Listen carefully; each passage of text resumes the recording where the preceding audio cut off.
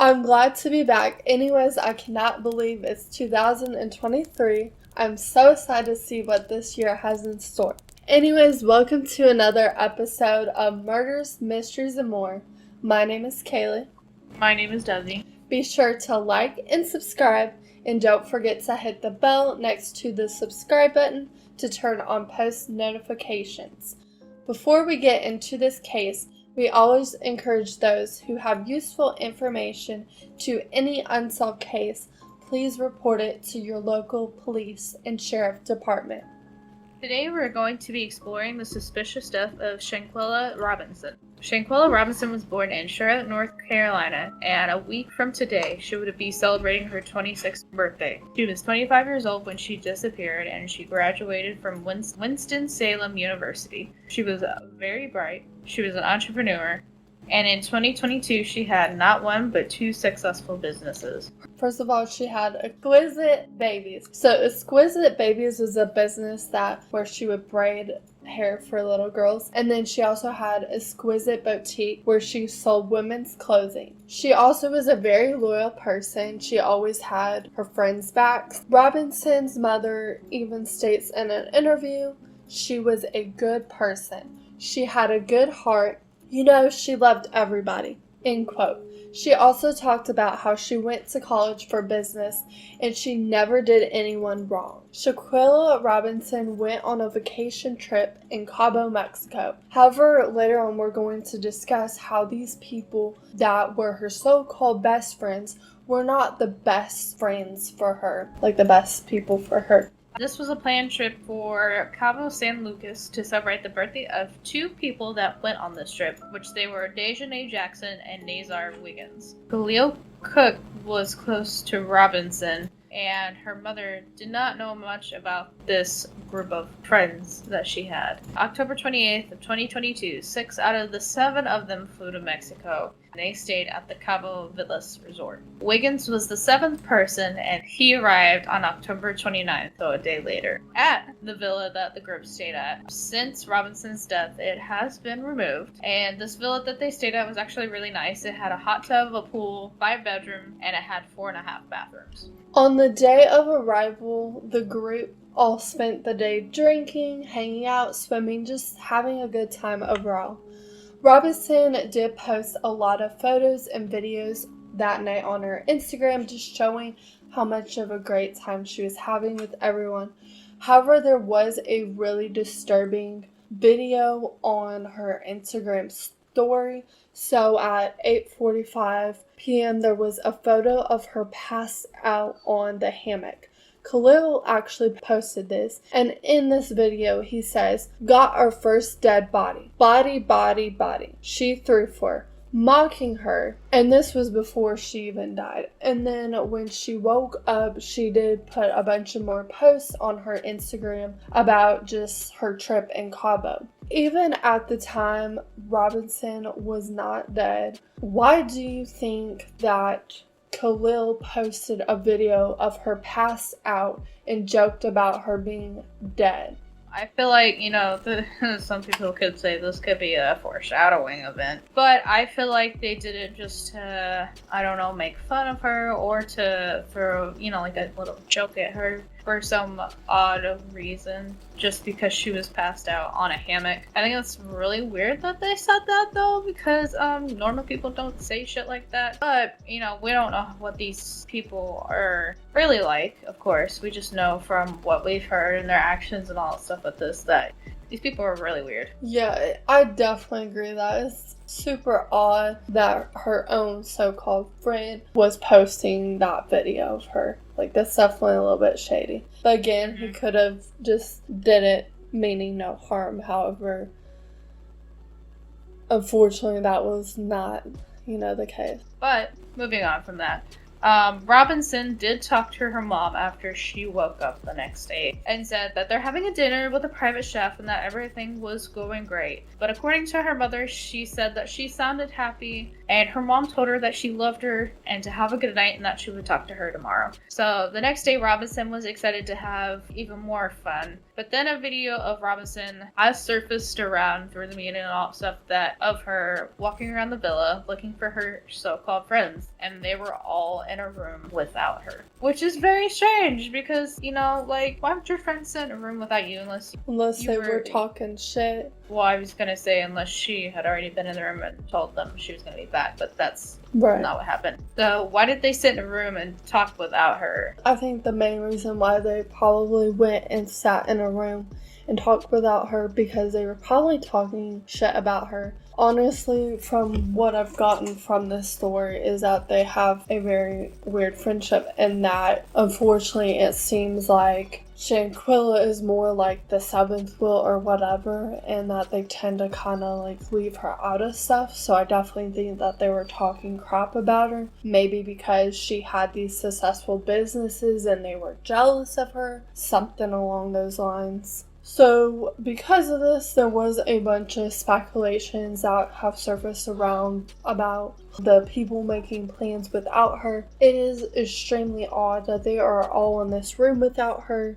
And then 2 p.m., Khalil calls Shanquella's mom, and when he was talking to her mom, basically he said that Shanquella drank too much alcohol, that she doesn't feel very well, and that he's going to keep her updated, and that everything is going to be okay. Each time he updates her, he just keeps saying the same thing. Eventually, Khalil does make a phone call notifying the mother that her daughter had passed away. The mom even states that whenever she received this phone call that Khalil for some reason didn't really seem to show any emotion at all. And Khalil was supposed to be one of the people that was closest to her, so it's extremely odd that he just did not show any emotion at all. If Khalil was so close to Shanquella, why did he show no emotion when breaking the news to her mom that she had passed? I mean, he could have possibly been showing no emotion when he was breaking the news to her mom, just because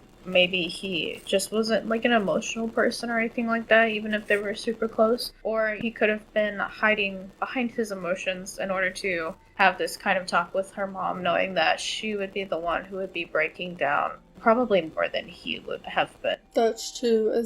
I feel like it would be extremely hard to break the news to a mother that their own child has passed away.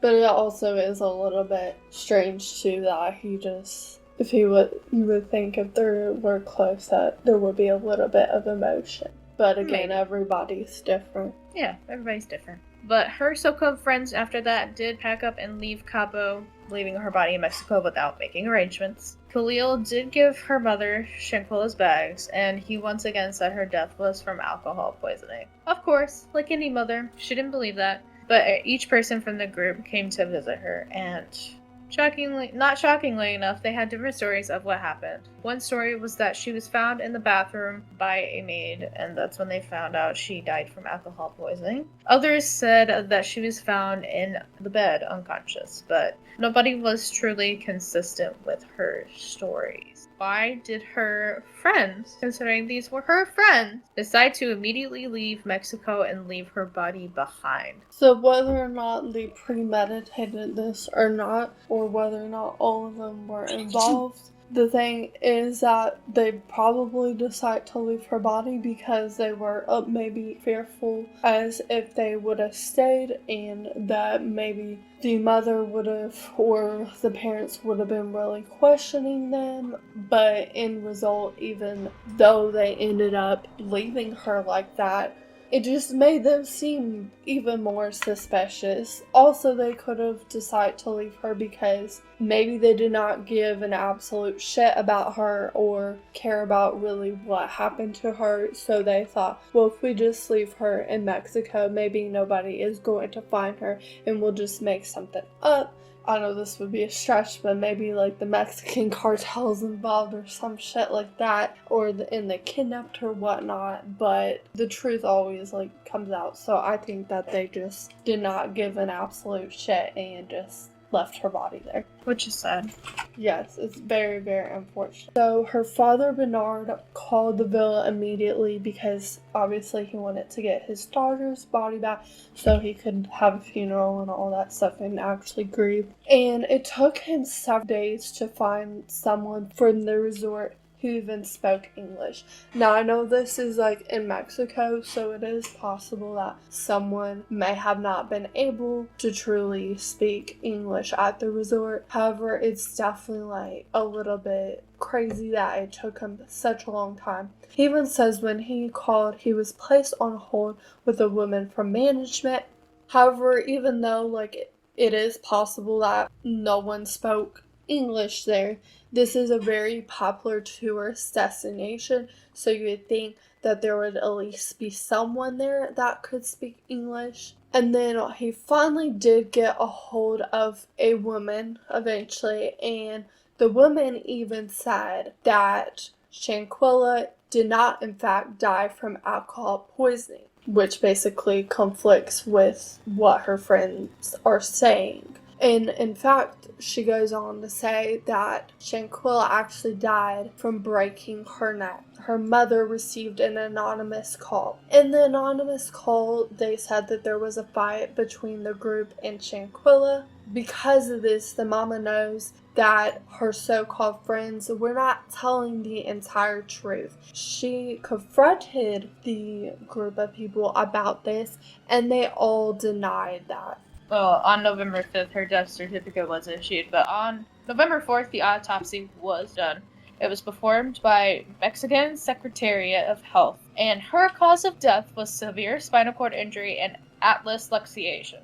Atlas luxation is basically a misalignment of the first two cervical vertebrae, and it's when a dislocation occurs and it puts pressure on the brainstem, which does impact your central nervous system, and death can occur from this. In the autopsy, there was no mention of alcohol poisoning, there was no toxicology reports released, and the time between injury and death was only 15 minutes, and her time of death was at 3 o'clock. The report also states that, yes, this was a very violent death. So my question to you is, how did this death occur if she wasn't drugged up or drunk? Was it due to excessive force from another person? And if so, could a friend in the group have done this? Definitely, this report is very important to this whole entire case. Because I say yes, that it was a violent death, it does make me think that someone did have to use excessive force.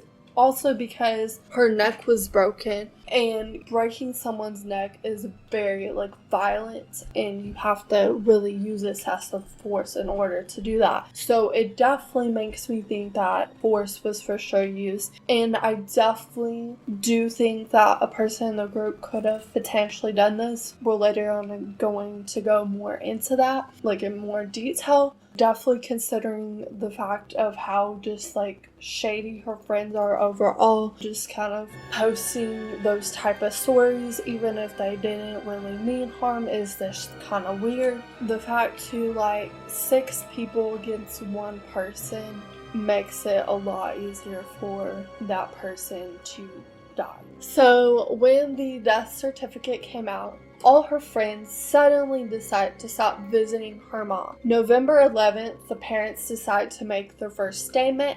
They came out and said to the media they do not believe the others, and that she did not die from alcohol poisoning. Local and small stations started to pick up once they heard from her parents making their first statement. The family fought and fought to get as much coverage as possible and justice for their daughter. November 19th, her funeral was held. November 16th, a video surfaced. And this video actually confirmed the death certificate was actually true. That was actually everything on there was real. A video popped up, and the video was of a fight between Dejanay and Shanquella. And in this fight, it is very brutal. Yes, it's online, but I don't recommend people to go necessarily watch it because it is very disturbing, and definitely if you're under 18, you should not be viewing that because it's very, very graphic. Anyway, so in this video, Shanquella was naked and she was attacked in the master bedroom of the villa, and she was clearly not fighting back. She was filmed by at least 2 people. Khalil says in this video, "Quella, can you at least fight back?" End quote. She responds, "No." Which is so disturbing. Like, they just kept filming it even though he knew, like, she couldn't fight back. Like, that is just horrible. So with that being said, why did Khalil film the video knowing she could not fight back after asking if she could? Was it to humiliate her? I think it was definitely to humiliate her, just because it made her look very defenseless and helpless. So I feel like that was his kind of goal by doing that, just so they could maybe get a laugh out of it. Right, and that's really fucked up too. Like, they picked her in a really vulnerable position because, like, obviously if you don't have, like, clothes on and stuff, like, it's already embarrassing to be, like, filmed that way anyways, and then with someone, like, beating you up at the same time, and then him asking, "Can you at least fight back?" and her saying no, like, that is just horrible. Right. Yeah, even the people who were just, like, filming or just standing around them too, they're fucked up because they could have done something and they didn't. For real though. They could have and they chose not to. Yeah. But if it wasn't for this graphic video, there would not be a true investigation. ABC even got involved in this, and the State of Attorney General's office in Baja California Sur was looking into this case at the time. But they said that, there is a thing that's called femicide, which is intentional violent killing of a woman based off of her gender. And it's equivalent to a homicide in the US, which means that people usually spend about 40 to 60 years behind bars. And unfortunately, this is common where Baja California is. Which, for those who don't know, Baja California is located in the northwest peninsula of Mexico. Cabo is located there. For those who might get confused, it is not part of the United States, it is part of Mexico, but the FBI and Charlotte were also supposed to be taking care of this investigation as well. And then the North Carolina Congresswoman Alma Adams even decided to make a statement. She says, quote unquote, "I was saddened to hear of the passing of Shanquella Robinson. My heart goes out to her family and those who loved her. No parent deserves to suffer this tragedy." End quote. Like we said, Jackson, the female that was fighting her in the video, she is now considered the main focus of this case. The U.S. does have authority to actually prosecute them, since all 6 of them are U.S. residents. U.S., however, does not have to turn the case over to Mexico. Mexican officials also have the right to take on the case, and U.S. can only prosecute with Mexican officials turning all the evidence in. But the Mexican officials did ask the U.S. to extradite her. But for this, first Mexico has to submit a request, and for the responsible person to be arrested in the U.S., there has to be a warrant. Then the request has to be evaluated by 2 major U.S. departments, and if everything goes as planned, information is forwarded to a district judge, who would then issue the warrant. After that, hearing would take place, and if evidence is sufficient enough, then they can be extradited and then prosecuted in Mexico. Although a warrant has been made at this point, cannot confirm if her arrest has been made yet. But there is a lot of paperwork surrounded by this, and others who stood around and did nothing are very guilty as well. Nazar says that whenever he arrived, he was the one that arrived, quote unquote, a day later. He says when he arrived, she was supposedly still alive at 3:30 p.m., even though the autopsy says otherwise, where she was dead at 3 p.m. He also says when he got there, and this was when she was dead according to the certificate, he rubbed her head. What's really weird is, like, if he was, like, rubbing her head and stuff like that and making sure she's okay, how did he not notice those visible bruises to her head? So he is also very questionable, as well as all of the others. When her funeral was held on November 19th, there was a pink and yellow casket of her favorite colors. Her casket was placed in a horse-drawn carriage. Aw, that's so sad. But according to the police report that was released, which is based off of witness reports rather than actual scientific findings, from her certificate of death. Around 2:13 p.m., Donna Finn, which was a friend in the group, called for a doctor to treat Shanquella, and around 3:15, Dr. Carolina Gutierrez reports Robinson alive but severely dehydrated. Of course, Dr. Carolina says she needed to be transported to another hospital, but her friends refused to take doctor's orders under advice, just because it would cost them $5,000 to take her and they did not have the money. She did have seizures. EMS was called at 4:20 p.m. and 14 rounds of CPR and 5 doses of adrenaline were administered. But unfortunately for them, no luck. She was declared dead at 5:57 p.m. and once again, the police report conflicts with the death certificate. 7 friends went to Cabo, Mexico to have a great time, and one ended up dead. This tragedy is very unfortunate, and her so-called friends were not really friends. We hope she gets the justice she deserves. I also want you guys to put what you think in the comments below. Do you think all the group should be held responsible for her death? Thank you for listening to another episode of Murders, Mysteries, and More. And remember to always keep your eyes open because you never know when someone's creeping.